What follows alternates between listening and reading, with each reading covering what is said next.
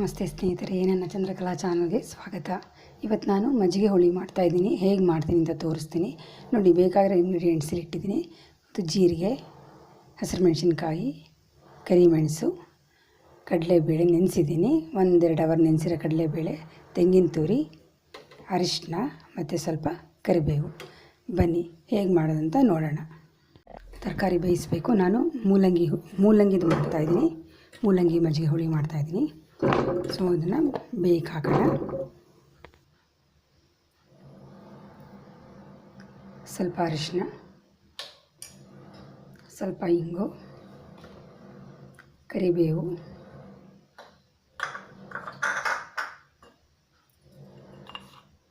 ಸ್ವಲ್ಪ ರುಚಿಗೆ ತಕ್ಕಷ್ಟು ಉಪ್ಪು ಮತ್ತು ನೀರು.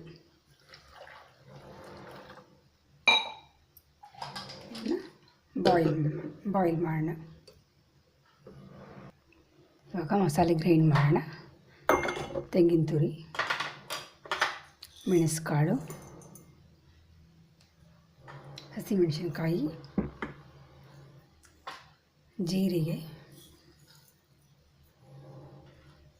ಸ್ವಲ್ಪ ಅರಿಶಿನ ಮತ್ತು ನೆನೆಸಿಟ್ಟ ಕಡಲೆಬೇಳೆ.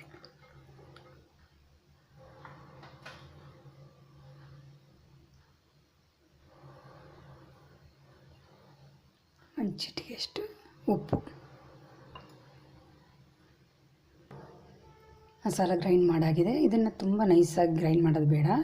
ಸ್ವಲ್ಪ ತರಿಯಾಗಿರಲಿ. ತುಂಬ ನುಣ್ಣಗಾದರೆ ಚೆನ್ನಾಗಿರಲ್ಲ. ಸ್ವಲ್ಪ ತರಿ ಇರಲಿ.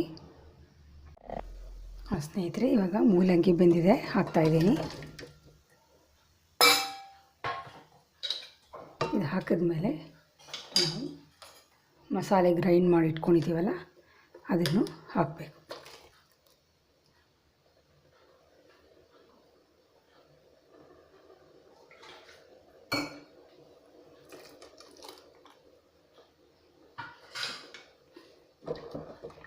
ಚೆನ್ನಾಗಿ ಮಿಕ್ಸ್ ಮಾಡೋಣ.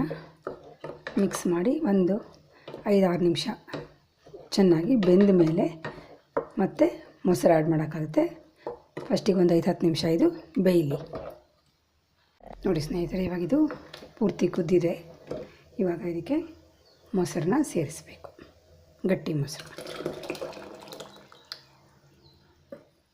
ಸೇರಿಸಿ ಮಿಕ್ಸ್ ಮಾಡಿದ್ಮೇಲೆ ಒಂದು ಜಾಸ್ತಿ ಕುದಿಸೋದು ಬೇಡ. ಒಂದು 5 ನಿಮಿಷ ಸಾಕು, ಜಾಸ್ತಿ ಬೇಡ. 5 ನಿಮಿಷ ಆದ ತಕ್ಷಣ ನಿಲ್ಲಿಸ್ಬಿಡ್ಬೇಕು.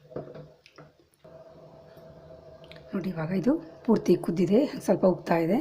ಇದಕ್ಕೊಂಚೂರು ಉಪ್ಪು ಹಾಕ್ತಾಯಿದ್ದೀನಿ. ಉಪ್ಪು ನೋಡ್ಕೊಂಡು ಹಾಕಿ, ಯಾಕೆಂದರೆ ನಾವು ಮಸಾಲೆ ಗ್ರೈಂಡ್ ಮಾಡಬೇಕಾದ್ರೆ ಹಾಕಿರ್ತೀವಿ. ಸೊ ಕಮ್ಮಿ ಬಂದರೆ ಹಾಕಿ, ಇಲ್ಲದ್ರೆ ಅದೇ ಸಾಕು.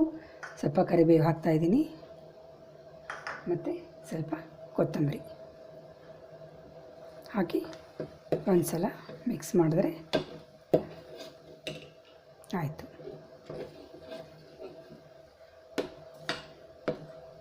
ಇವಾಗ ಒಗ್ಗರಣೆ ಹಾಕೋಣ.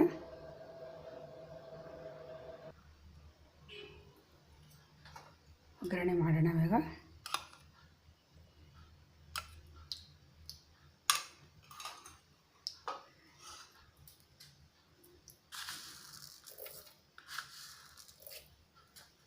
ಸಾಸಿವೆ, ಇಂಗು, ಮೆಣಸಿನ್ಕಾಯಿ,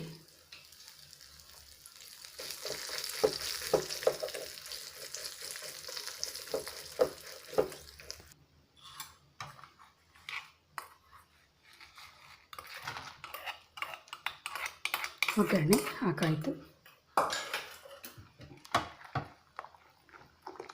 ನೋಡಿ, ಬಿಸಿ ಬಿಸಿ ಮಜ್ಜಿಗೆ ಹುಳಿ ರೆಡಿ ಆಯಿತು.